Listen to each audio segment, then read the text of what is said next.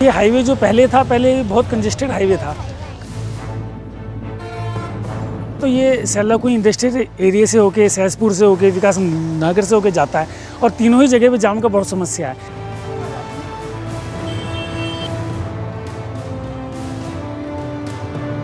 Even कि जो हिमाचल को और उत्तराखंड को जोड़ने वाला जो पुल है वो इतना कंजेस्टेड है कि उसमें दो गाड़ियां भी एक साथ नहीं जा पाती।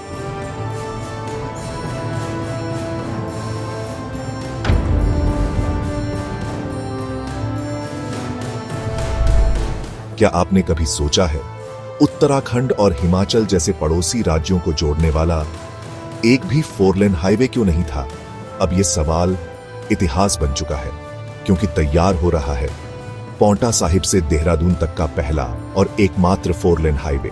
एक ऐसा प्रोजेक्ट जो आधुनिक इंजीनियरिंग का शानदार उदाहरण है। ये हाईवे जो पहले था, पहले बहुत कंजेस्टेड हाईवे था। हाईवे अभी भी बहुत कंजेस्टेड है, क्योंकि अभी नया हाईवे बन ही रहा है, पूर्ण रूप से बना भी नहीं है। और ये जो हाईवे था पहले कंजेस्टेड था, तो ये सेलाकुई इंडस्ट्रियल एरिया से होके, सहसपुर से होके, विकास नगर से होके जाता है और तीनों ही जगह पे जाम का बहुत समस्या है। इवन कि जो हिमाचल को और उत्तराखंड को जोड़ने वाला जो पुल है वो इतना कंजेस्टेड है कि उसमें दो गाड़ियां भी एक साथ नहीं जा पाती ढंग से। तो किसी भी इतने बड़े स्टेट्स को जोड़ने के लिए जो हाईवे होना चाहिए और हाईवे का जो कनेक्शन होना चाहिए, जो कनेक्टेड पुल होना चाहिए, वो कम से कम 4 लेन तो होना ही चाहिए। इस हिसाब से, इस परिप्रेक्ष्य से हम देखें तो ये जो नया हाईवे बन रहा है ये बहुत बढ़िया हाईवे बन रहा है और ये हिमाचल और उत्तराखंड की दोनों की कनेक्टिविटी को एकदम शानदार और बेहतरीन कर देगा। सालों से पांवटा साहिब और देहरादून के बीच सफर करना लोगों की मजबूरी तो था, लेकिन सुकून नहीं। संकीर्ण और जर्जर सड़कों पर हर दिन जाम की मार, और यमुना नदी पर बना वह पुराना पुल जो 2 राज्यों को जोड़ने का इकलौता रास्ता था, अब इतना जर्जर हो चुका है कि बरसात में उस पर पैदल चलना भी जोखिम से खाली नहीं। लेकिन अब समाधान सामने है। एक 45 किलोमीटर लंबा 4 लेन हाईवे 2 पैकेज में बन रहा है, जिसमें 22 किलोमीटर हिस्सा बिल्कुल नए रास्ते यानी ग्रीनफील्ड अलाइनमेंट से गुजरेगा।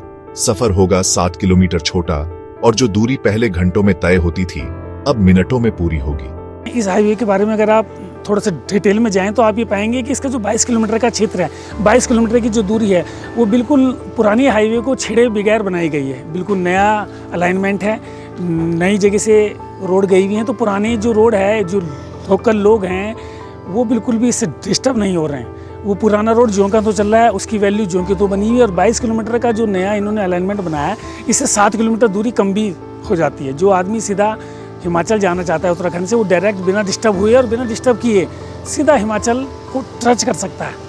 इस प्रोजेक्ट में शामिल है 1.2 किलोमीटर लंबा यमुना पुल, 34 नए पुल, 10 अंडरपास, दिल्ली देहरादून एक्सप्रेसवे से डायरेक्ट लिंक और 12 सर्विस लेन जो आसपास के गांवों को मुख्य हाईवे से जोड़ेंगी।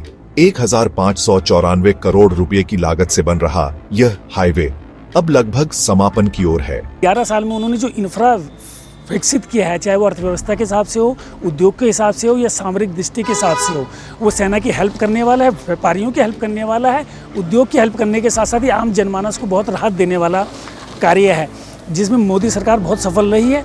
ये सिर्फ एक सड़क नहीं, यह क्षेत्र की अर्थव्यवस्था की नई धड़कन है।